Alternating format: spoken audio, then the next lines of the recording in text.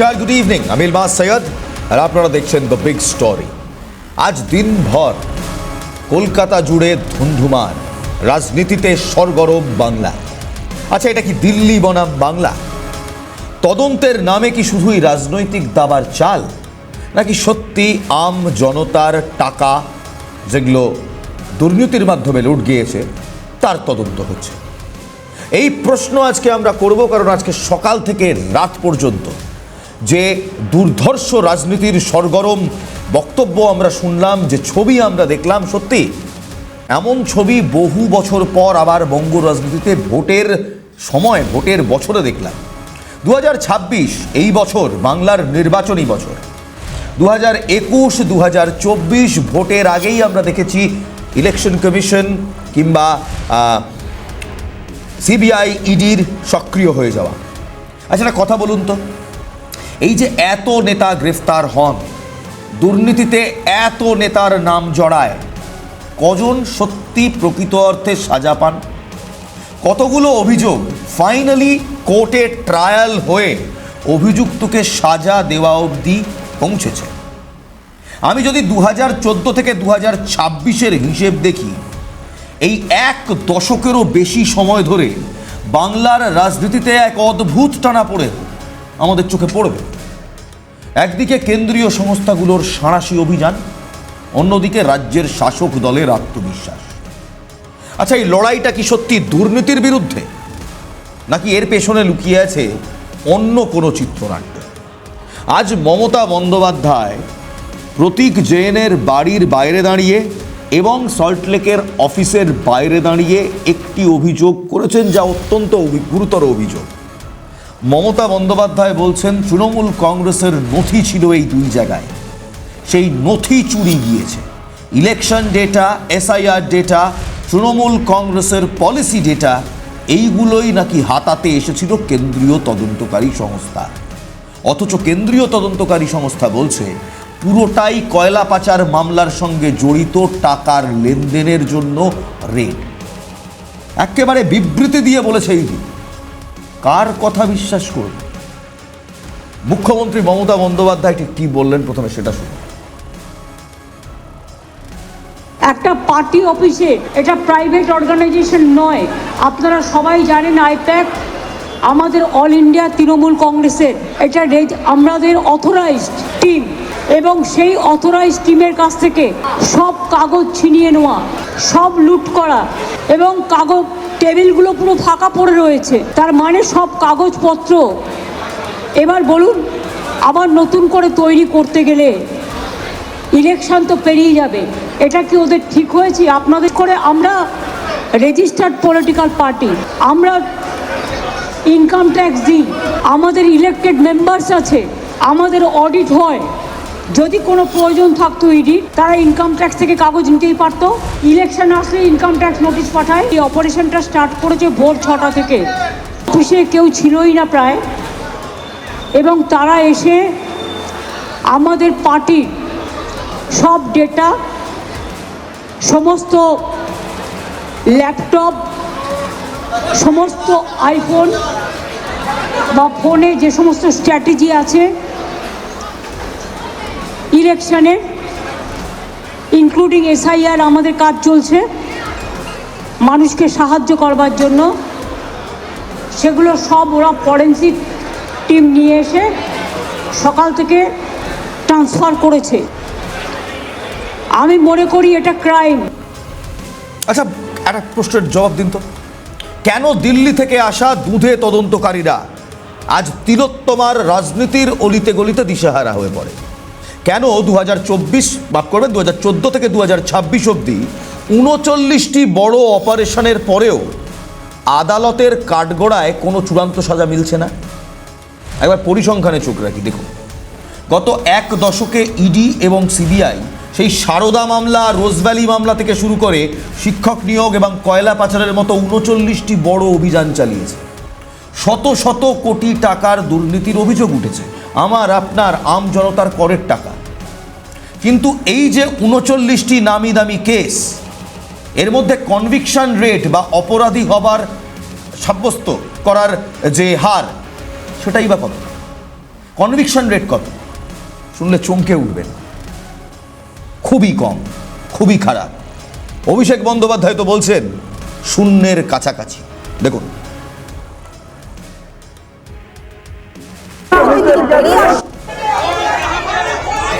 ফল শূন্য, যেটা আমি বলেছি আগে, ওই যে নির্যাস হচ্ছে শূন্য, ফল হচ্ছে শূন্য। সুতরাং অপচয় করার মতো সময় আমার হাতে এই মুহূর্তে নেই। এই 10 ঘন্টা 11 ঘন্টা অপচয় করে ফালতু সময় নষ্ট করার মতো সময় আমার হাতে নেই। বিরোধীরা বলছে চিটিংবাজি, আর শাসক দল তৃণমূল কংগ্রেসের দাবি এটা স্রেফ রাজনৈতিক প্রতিহিংসা। তদন্তের গতি প্রকৃতি বিশ্লেষণ করলে দেখা যায় 2014 সাল থেকে কেন্দ্রীয় এজেন্সির নিশানায় থাকা 121 জন প্রভাবশালী নেতার মধ্যে 95%ই বিরোধী শিবির। 95% লেডিজ এন্ড জেন্টলম্যান, 95% এই বিরোধী শিবির।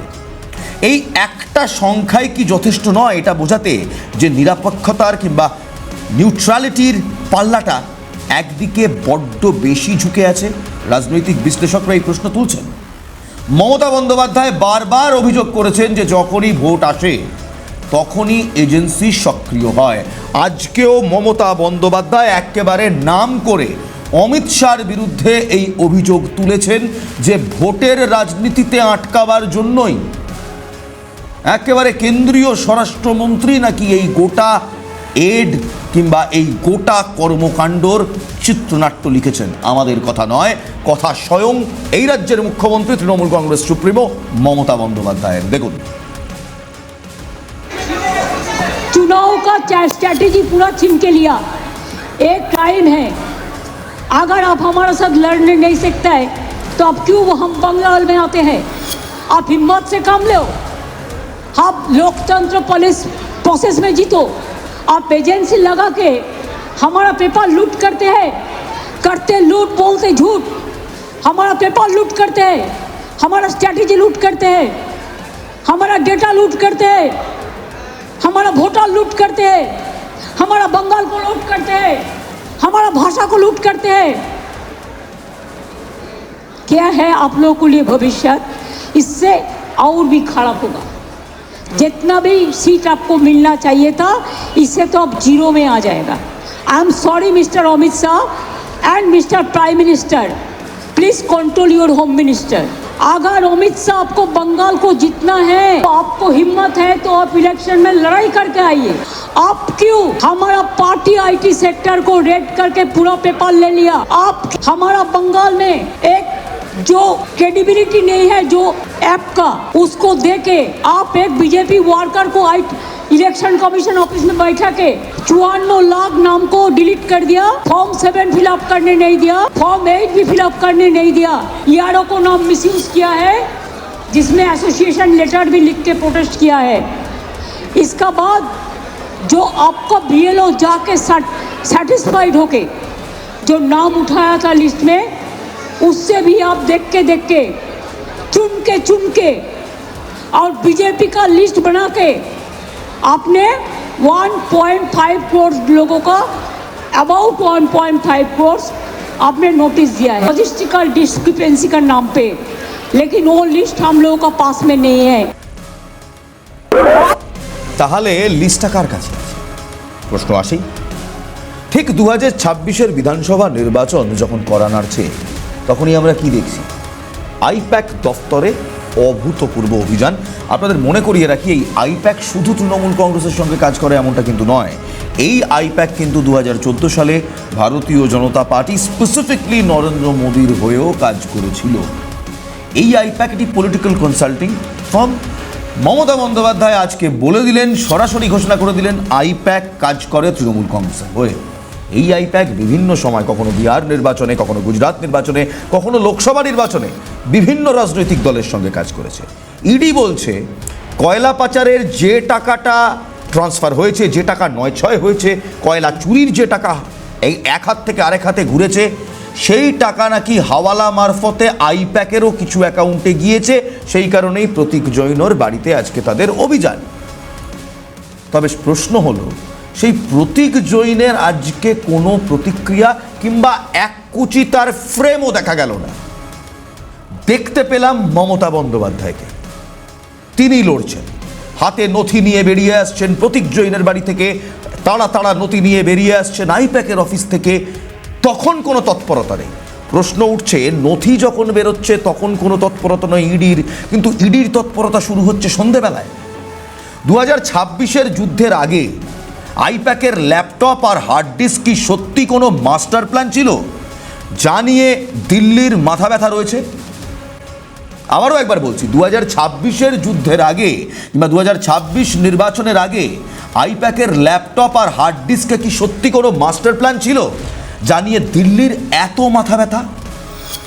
8ই জানুয়ারি 2026 আজকের দিন সল্টলেকের আইপ্যাক দফতরে যখন ইডি ঢোকে, তখন খোদ মুখ্যমন্ত্রী মমতা বন্দ্যোপাধ্যায় সেখানে পৌঁছে যান। তার অভিযোগ অত্যন্ত গুরুতর। তিনি দাবি করেন এজেন্সির মাধ্যমে বিজেপি আসলে তৃণমূলের ভোটের কৌশল বা ইলেকশন স্ট্র্যাটেজি চুরি করার চেষ্টা করছে। তিনি পরিষ্কার বলেন, লড়াই করার ক্ষমতা নেই বলে ডিজিটাল তথ্য প্রমাণ লুট করা হচ্ছে। বছরের পর বছর বিনা বিচারে জেল খাটা কি তবে তদন্তের নতুন সংজ্ঞায় পরিণত হয়েছে? শিক্ষক নিয়োগ দুর্নীতি বলুন, সেই দুর্নীতিতে অভিযুক্ত পার্থ চট্টোপাধ্যায়ের মতো হেভিওয়েট নেতারা বছরের পর বছর জেলে ছিলেন, হালে রিলিজড হয়েছেন বেলে, কিন্তু তাদের বিচার প্রক্রিয়া এখনো শেষ হয়নি। অনুব্রত মণ্ডলের ক্ষেত্রেও দীর্ঘ আইনি টানাপোড়েনের পর আদালত তদন্তের দীর্ঘসূত্রিতা নিয়ে প্রশ্ন তুলেছে এবং শেষমেশ তিনি জামিন পেয়েছেন। যখন দিনের পর দিন কোনো সাজা দেওয়া সম্ভব হয় না, তখন আমার আপনার মতো সাধারণ মানুষের মনে একটা প্রশ্ন জাগে, তদন্ত কি তাহলে শুধুমাত্র রাজনৈতিকভাবে বসিয়ে দেওয়ার অস্ত্র? এজেন্সির হানা কি মমতার জনপ্রিয়তাকে বিন্দুমাত্র টলাতে পেরেছে, নাকি তা মমতা বন্দ্যোপাধ্যায়কে আরও বেশি অপরাজেয় করে তুলেছে? বিশ্লেষকরা কি বলছেন বলবো, কিন্তু তার আগে আজকে শুভেন্দু অধিকারী সরাসরি চ্যালেঞ্জ ছুঁড়ে দিচ্ছেন মমতা বন্দ্যোপাধ্যায়ের দিকে। কি বলছেন শুভেন্দু অধিকারী, দেখুন। আমি চ্যালেঞ্জ করলাম, বিজেপি কেন যে কোনো লোকের বাড়িতে আপনি পাঠিয়ে দেখুন, পার্টি অফিসে তল্লাশি করবে, পাঠিয়ে দেখুন পার্থ চ্যাটার্জির কচি বান্ধবী অর্পিতার মতো 51 কোটি টাকা কারো বাড়িতে পাবে না। আর আপনার বাড়িতে যদি তল্লাশি হয় 100 কোটি টাকা পাওয়া যাবে। ইডির প্রেস রিলিজ বলছে মানুষের টাকা লুট হয়েছে, মানুষের টাকা লুট হওয়ার কারণে তারা তদন্তে নেমেছে, তদন্তে যারা লুট করেছে তাদেরকে নিশানা করা হচ্ছে। কিন্তু সারাদিনের ন্যারেটিভ দেখুন, 2026-এ ভোটে কোন দল জিতবে, কোন দল আসবে ক্ষমতায়, তাই নিয়ে কথা বলছে সবাই। কিন্তু বাংলার মানুষের কাছে মমতা বন্দ্যোপাধ্যায়ের ভাবমূর্তি কি এই ইডির হানার পর কমছে? 21-24 কি বলছে? আসলে বাংলার মানুষের কাছে মমতা বন্দ্যোপাধ্যায়ের ভাবমূর্তি এক ট্রাস্টেড মেট্রিয়ার্ক বা বিশ্বাসী অভিভাবকের মতো, এটা বিশ্লেষকরা বলছেন। তিনি লক্ষ্মীর ভাণ্ডার বা কন্যাশ্রীর মতো প্রকল্পের মাধ্যমে এক বিশাল মহিলা ভ্যাট ব্যাংক তৈরি করেছেন। গ্রামের সাধারণ মানুষরা মনে করছেন কেন্দ্রীয় এজেন্সিগুলো আসলে তাদের বাংলার মেয়েকে হেনস্থা করছে। যদি সত্যি নিরপেক্ষ তদন্ত হতো, তবে কি শুধুমাত্র একটি নির্দিষ্ট রঙের পতাকা ধরা নেতাদেরই বারবার সিজিও কমপ্লেক্সে হাজিরা দিতে হতো? এই প্রশ্নটাও বিশ্লেষকরা করছেন। বাংলার রাজনৈতিক মহলে কান পাতলে সেটিংয়ের কথা শোনা যায়, কিন্তু ইডির সাম্প্রতিক পদক্ষেপগুলো বলছে বিজেপি বাংলা জয়ের স্বপ্নে বিভোর হয়ে এজেন্সিকে সর্বশক্তি দিয়ে কাজে লাগাচ্ছে। এই অভিযোগ একেবারে মমতা বন্দ্যোপাধ্যায়, এবং সেই বক্তব্য আপনাদের শুনিয়েওছি। অথচ মানুষের পালস কি বলছে? মানুষের পালস বলছে অন্য কথা। দুর্নীতির অভিযোগের চেয়েও বড় হয়ে দাঁড়াচ্ছে এই মুহূর্তে বাঙালি অস্মিতা এবং বহিরাগত আক্রমণ রুখে দেওয়ার জেদ। এসআইআর নিয়ে আজ মমতা বন্দ্যোপাধ্যায় একাধিক বক্তব্য রেখেছেন। এই ইডি রেড চলাকালীন ইডির সঙ্গে ইলেকশন কমিশনের কি সম্পর্ক তা সত্যি আমরা বুঝতে পারিনি, কিন্তু যেহেতু নির্বাচন এবং সমস্তটাই ইলেকশন ইয়ার কিংবা নির্বাচনী বছরের ওঠানামাকে কেন্দ্র করে হচ্ছে, তাই আজ মমতা বন্দ্যোপাধ্যায়ের গলাতেও আমরা সেই সুর শুনলাম। কি শুনলাম দেখাবো একটা ছোট্ট বিরতির পর। এসআইআর কিংবা স্পেশাল ইন্টেন্সিভ রিভিউ নির্বাচনের কমিশনের এই নতুন নিয়ম কি আদতে বিজেপির শেষ লড়াইয়ের হাতিয়ার? এই প্রশ্ন উঠছে কারণ বিজেপির এখন বড় আশা স্পেশাল ইন্টেন্সিভ রিভিশন বা এসআইআর। বিজেপি ভাবছে ভোটার লিস্ট থেকে তথাকথিত অনুপ্রবেশকারী কিংবা ফেক ভোটারকে বাদ দিলে বাংলার ক্ষমতা দখল করা যাবে। মমতা বন্দ্যোপাধ্যায় একে সাইলেন্ট ইন্টেন্সিভ রিগিং বলে কটাক্ষ করছেন, আজকেই কটাক্ষ করেছেন। এসআইআর নিয়ে মমতা বন্দ্যোপাধ্যায় কি বলছেন জানেন? বলছেন ভারতীয় জনতা পার্টির আইটি সেলের কোনো এক ব্যক্তিকে নাকি এই এসআইআর কিংবা ইলেকশন কমিশনের প্রক্রিয়ার মধ্যে ঢুকিয়ে দেওয়া হয়েছে, যাতে বাংলায় এই সাইলেন্ট রিগিং বিজেপি করতে পারে। দেখুন, SIR এর নামে they have deleted more than 1.5 crores name. Even they gave notice to Amartya Sen, Nobel Joy. They have sent notice to Joy Goswami. We are proud of him. He is a great poet, renowned poet. Dev, he is a renowned film star, #1 from Bengal. There have been also sent notices. Abhi tak, aaj tak, more than 72 persons already been died. Either committed suicide or trauma, they died. And 91 persons, maximum young generation, they are not allowing to enlist their names. When election commission is not giving us what they say, logistical discrepancy. Newly they started, it was not in the SI rule, absolutely new one. That record is also not with anybody, not with the district magistrate. Election commission जो कर रहा है वो BJP का इशारा में पूरा WhatsApp में काम कर रहा है। There is no written direction. उन्होंने 20 बार उसको डिसीजन चेंज किया है। बिहार में भी एसआईआर में जो सिस्टम रखा गया था बंगाल में वो नहीं मानता है। हमारा होम डिपार्टमेंट का कागज नहीं मानता है, डिस्ट्रिक्ट अथॉरिटी का कागज नहीं मानते हैं, यारों को कागज नहीं मानता है। कहता है जो बीजेपी करते हैं खाली उसका नाम बोर्ड में उठेगा और किसी को नाम नहीं उठेगा।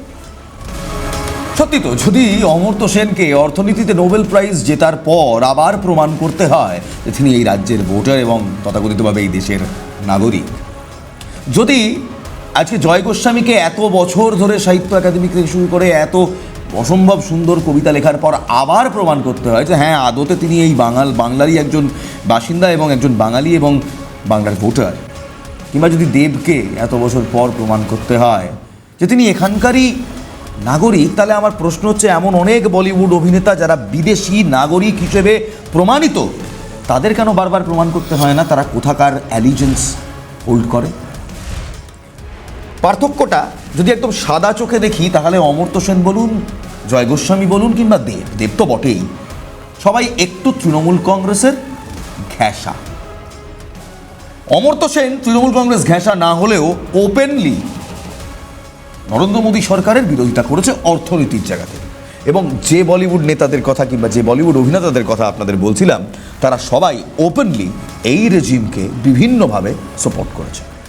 এবার কল্পনা করুন একটা অন্য চিত্র, যদি এই এসআইআর কার্ডটাই বিজেপির দিকে বুমারেং হয়ে ফিরে আসে, তাহলে যদি দেখা যায় হিন্দু উদ্বাস্তুদের নথির সমস্যার সমাধানের জন্য তারা তৃণমূলের দুয়ারে সরকারের ক্যাম্পে লাইন দিচ্ছেন, এবং এটা দেখেওছি আমরা, তবে কি 2026-এর ফল বিজেপিকে এক বড়সড় ধাক্কা দিতে পারে? সিবিআই এবং ইডি কেন আদালতের রোষানলে পড়ছে? কেন বারবার বলা হচ্ছে তদন্তের কোনো অগ্রগতি নেই? এই কথা আমাদের নয়, বিচারকদের। সারদা কাণ্ড থেকে আজ পর্যন্ত 121 জন নেতার বিরুদ্ধে তদন্ত চললেও 95% কিন্তু বিরোধী হওয়ার নিরপেক্ষতা নিয়ে প্রশ্ন তোলাটা স্বাভাবিক। মমতা বন্দ্যোপাধ্যায় বারবার বলছেন যে তদন্তকারীরা সঠিক পদ্ধতি না মেনে কাজ করছেন এবং সাংবিধানিক পদের অবমাননা করছেন। লড়াইটা কি শেষ পর্যন্ত দুর্নীতি বনাম সততা, নাকি দিল্লি বনাম বাংলা, নাকি দিল্লি বনাম বাংলার হার না মানার জেদ? মমতা বন্দ্যোপাধ্যায়ের সংযোগ মানুষের মাটির সাথে। তিনি যখন কোনো প্রতিকূলতায় পড়েন তখন তিনি সবচেয়ে শক্তিশালী হয়ে ফিরে আসেন। কেন্দ্রীয় এজেন্সির এই জিরো কনভিকশন রেট আসলে তৃণমূলের হাতকেই কি শক্ত করছে না? বাংলার মানুষ তো মনে করছে দিদিকে লড়াইয়ে হারাতে না পেরে এজেন্সিকে লেলিয়ে দেওয়া হচ্ছে, কারণ এই ন্যারেটিভ তৃণমূল কংগ্রেস সহজভাবে সামনে এনেছে। তাই 2026-এর আগে ইডি সিবিআই এর এই একাধিক রেড, এগুলো কি শুধুই গর্জন, নাকি এর থেকে কোনো কিছু পাবো আমরা? ইতিহাসের পাতায় কি লেখা থাকে? সাকসেসফুল কনভিকশনস, নাকি এজেন্সির খাঁচায় বন্দি করা যায়নি বাংলার জনমতকে? কোনটা? সময় উত্তর দেবে। কিন্তু আজকে মমতা বন্দ্যোপাধ্যায়ের একটি বক্তব্য সত্যি হয়তো সেই সুরটা বেঁধে দিয়েছে। অনেক সহ্য করেছি, বাঁধ যতদিন না ভাঙছে সহ্য করব। আজ মমতা বন্দ্যোপাধ্যায় একেবারে সেক্টর 5-এ দাঁড়িয়ে এই বক্তব্য রাখছেন যখন তিনি দেখছেন তার আইটি ডিপার্টমেন্ট কিংবা তার আইটি সেলের অফিসে হানা চলছে। দেখুন, प्लीज रिमेंबर, वन साइडेड कुछ नहीं हो सकता है। हाँ, हम अभी तक भी चुप है, इतना सहन कर रहा है, इतना जलने का बाद भी, इतना लोगों का खून का बाद में भी, इतना लोगों का जान जाने का बाद भी मैं आशा करती हूँ कि विचार मिलेगा। विचार के लिए हम वेट कर रहे हैं, इंतजार कर रहे हैं, लेकिन आप तो सब सीमा उल्लंघन कर दिया। हमारा आईटी ऑफिस में आके आप सब लैपटॉप से सब निकाल के लिया, हमारा डेटा, हमारा एसआईआर का डेटा, हमारा पार्टी का पॉलिसी का डेटा, हमारा कैंडिडेट का लिस्ट, हमारा बूथ प्रेसिडेंट का लिस्ट, हमारा आने वाला स्ट्रैटेजी आप प्रतीक का घर में भी जाके किया है। हम काटी से मेंटेन करते हैं, इसका मतलब नहीं होता है আমি সৌজন্যতা দেখাবো, চুপচাপ থাকবো, সব সহ্য করে নেব, এটা আমার দুর্বলতা নয়। We are gentle, we are sober, we are cultural people. Bengal is the capital culture of India, लेकिन हमको अगर आप जलन देगा।